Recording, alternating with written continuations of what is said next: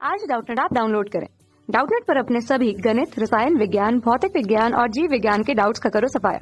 बस प्रश्न की फोटो खींचो, एक ही प्रश्न को क्रॉप करो और तुरंत वीडियो सोल्यूशन पाओ। अभी डाउनलोड करें। सवाल यह है बच्चों को प्रयोग द्वारा दिखाएं कि ध्वनि के संचरण के लिए पदार्थीय माध्यम की आवश्यकता होती है और वायु में ध्वनि का संचरण किस प्रकार होता है हमें बताना है। तो ध्यान से देखिए बच्चों इसका उत्तर। सबसे पहले तो जो है बच्चों हमें ध्वनि के संचरण के लिए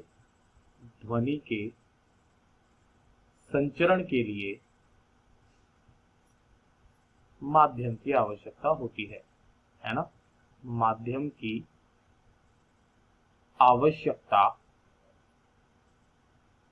होती है ना। अब इसका एक प्रयोग करेंगे आपने वो घंटी वाला प्रयोग देखा है, वही वाला करेंगे। अब चूंकि पहले तो मैं आपको बात बता दूं, जो ध्वनि होती है बच्चों हमारे पास में यांत्रिकी तरंग होती है जिन्हें संचरण के लिए माध्यम की आवश्यकता होती है, और साथ ही साथ ये कैसी तरंगे होती है बच्चों, इसमें भी ये अनुदैर्घ्य तरंगे होती है। कैसी? लॉन्गिट्यूडनल, यानी कि अनुदैर्घ्य तरंगे होती है।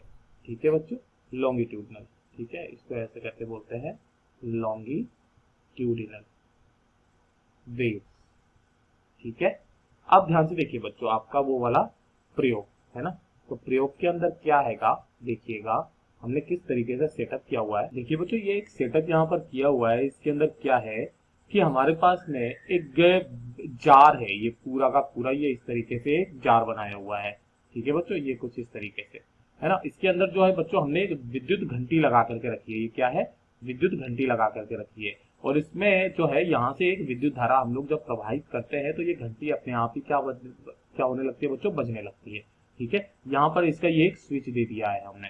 ठीक है, ऐसे करके हम लोग एक स्विच लगा देते हैं, और यहाँ पर जो है ये ऊपर की तरफ में हमने इसको जो है एक कॉर्क से बिल्कुल पैक कर दिया है। ठीक है, और ये बेल जार हो गया। यहाँ से हमने एक निर्वात पंप लगा करके रखा है। इस निर्वात पंप का क्या काम है अभी धीरे धीरे करके आपको पता चलेगा।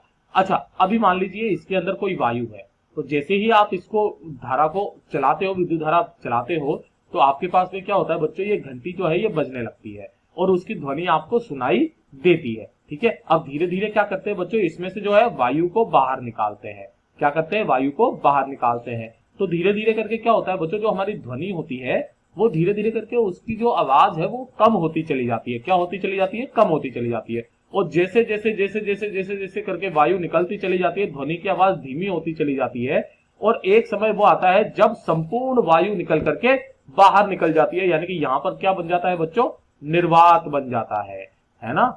निर्वात बन जाता है तब क्या होता है बच्चों? कोई ध्वनि सुनाई नहीं देती है। कोई ध्वनि सुनाई नहीं देती है, यानी कि हमारे पास तक कोई सी भी ध्वनि तरंग नहीं पहुंचती है। तो पहले क्या था ऐसा जिसकी वजह से ध्वनि तरंग सुनाई देती थी? तब यहां पर कोई माध्यम था। वो क्या था? वायु था, जिसमें वो संपीड़न और विलयन के कारण हमारे कानों तक पहुंच रही थी। लेकिन अब तो कोई माध्यम ही नहीं है, तो हमें कोई ध्वनि सुनाई नहीं देती है। तो हमें यहां से पता चलता है कि हमें ध्वनि सुनने के लिए किसी न किसी माध्यम की आवश्यकता होती है, पहली चीज। अब दूसरी चीज, वायु के अंदर ये किस तरीके से जाती है, ध्यान से देखिए। वायु में ध्वनि का संचरण, तो सबसे पहले हम लोग इसको देखते हैं। वायु में ध्वनि का संचरण। ठीक है, तो ध्यान से देखिए बच्चों किस तरीके से होता है ये। मैं यहां से लाइन बना देता हूं। इसके लिए भी हम लोग एक चित्र देखेंगे। सबसे पहले तो हम लोग समझ लेते हैं किस तरीके से। जैसे कि मान लेते हैं हमारे पास में ये स्वरित द्विभुज तो आप जानते ही होंगे। ठीक है, हमने इसको रबर के पेड़ से मार करके है ना, और ये इस तरीके से लेकर के आए, तो ये वाले क्या करते हैं बच्चों? ये कंपन करते हैं। ठीक है, इसके दोनों के दोनों है ना। और यहाँ पर जो है बच्चों हमारे पास में ये वायु है। ठीक है, ये वायु के कण है हमारे पास। ठीक, ये वायु के इस तरीके से कण होते हैं। तो ये क्या होते हैं बच्चों? वायु के कण। ध्यान से देखिएगा, मैं नीचे नए नए चित्र बनाता रहूंगा। जैसे हम लोग यहाँ पर धक्का लगता है इसको, यहाँ से वायु तरंग जब ये जाती है ध्वनि तरंग, तो यहाँ के जो कण है वो पास पास आ जाते हैं। यहाँ के कण क्या आ जाते हैं बच्चों? इस तरीके से ये पास पास आ जाते हैं, है ना, ये इस तरीके से। और यहाँ वाले कणों को अभी तक कोई हवा ही नहीं है। यहाँ वाले कणों को अभी तक कोई हवा ही नहीं है, कोई पता ही नहीं है कि यहाँ पर कुछ है भी सही।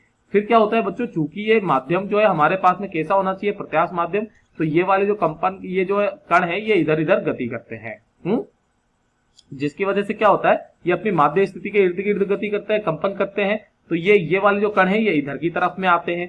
ठीक है, ये किधर जाते हैं बच्चों? इधर की तरफ में आ जाते हैं। है ना, ये यहाँ पर, और ये वाले जो कण हैं आधे इधर की तरफ में चले जाते हैं, ये यहाँ पर इस तरीके से, समझ में आ रहा है, ये कुछ इस तरीके से।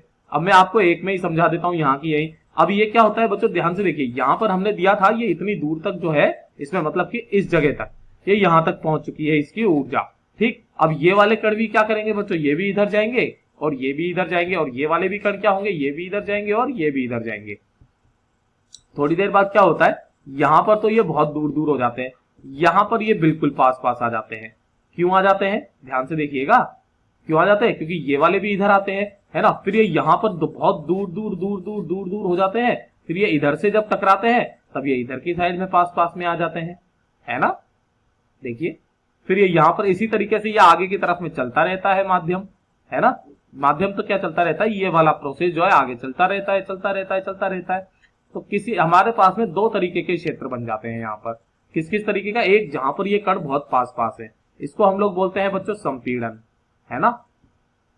जहां पर कण दूर दूर है, ये वाला क्षेत्र, ये वाला होता है बच्चों हमारा विरलन, है ना।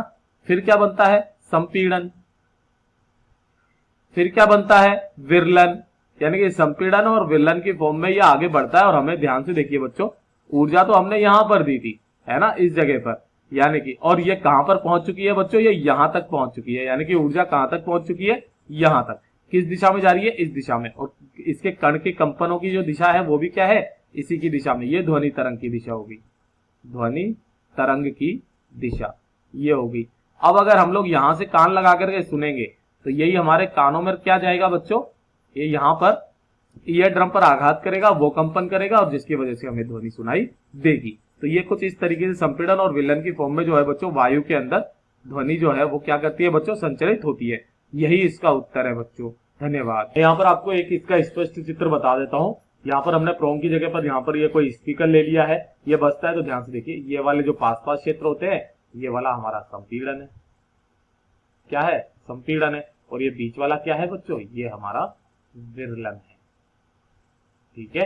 फिर ये संपीड़न विरलन, संपीड़न विरलन, और ये यहाँ पर हमें सुनाई देता है। जब हम इसके घनत्व और समय दूरी के बीच में हम जब ग्राफ बनाते हैं तो वो कुछ इस तरीके से हमें शो होता है। ये क्या होते हैं, ये सी मतलब संपीड़न, है ना, और ये आर नीचे की तरफ में, है ना, ये फिर संपीड़न।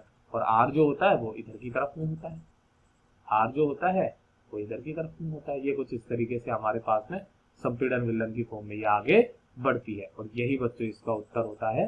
धन्यवाद। कक्षा 6 से 12वीं से लेकर नीट, IIT, JEE वो एडवांस के लेवल तक 1 करोड़ से ज्यादा छात्रों का भरोसा। आज ही डाउनलोड करें डाउटनेट ऐप या व्हाट्सएप करें अपने सारे डाउट्स 8400 400 400 पर।